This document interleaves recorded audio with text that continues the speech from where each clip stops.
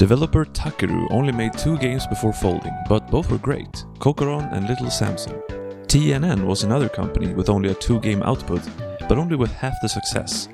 A mediocre football game that nobody remembers, and the classic in retrospect, Umihara Kawase. Umihara Kawase is the name of the main character, and it's also a shortening of a Japanese expression about fish, that sea fish are fat in the belly and river fish are fat in the back.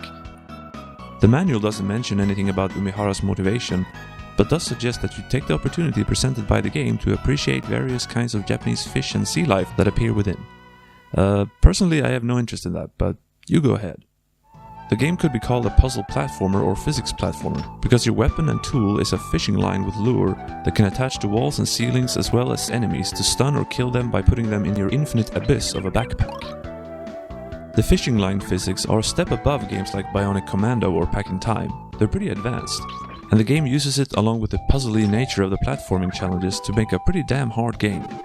It's not a game you just jump into and kick ass. You need practice, and it takes a while to get any good at it. I know I'm not there yet.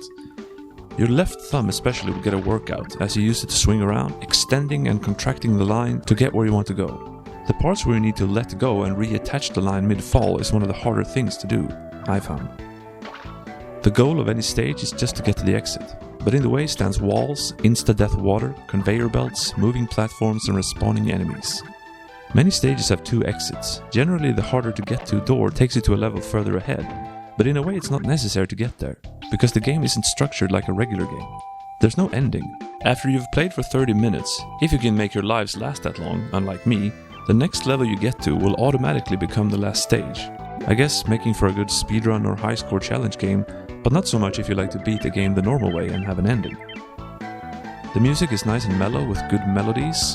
The graphics are fine, but the pixelated photos in the background haven't held up over time very well. One thing I really don't like, even though it's more of a nitpick, is how the information text is almost in the middle of the screen. Would it have killed them just to put it along the edges of the screen like every other game? There's also a replay feature where you can save a recording of yourself for viewing at a later time. Even today, if you have the real cartridge, you can see how the former owner played the game. During the development of the game, we went through a couple of prototype stages. First, it was going to be a Dig Dug type overhead puzzle game. Then it was an overhead action game kind of similar to Dig Dug, the enemies certainly are, and maybe Bomberman? In any case, I'm glad that designer Kiyoshi Sakai stumbled onto the idea of a platform game where the heroine swings around with a fishing line. Umihara Kawase had a few sequels, Umihara Kawase Shun, which made things 3D, Sayonara Umihara Kawase, and finally Umihara Kawase Fresh. Every game has had ports and new versions with stuff added, except Fresh, the newest one, although I'm sure it will in time. The original is also on Steam, and Umihara herself was added to the roster of indie-centric fighting game Blade Strangers. In all the artwork, by the way, except the original, Umihara has been drawn with a rather full chest, which, while I'm not opposed to, clashes with her in-game appearance, where she looks like a grade schooler.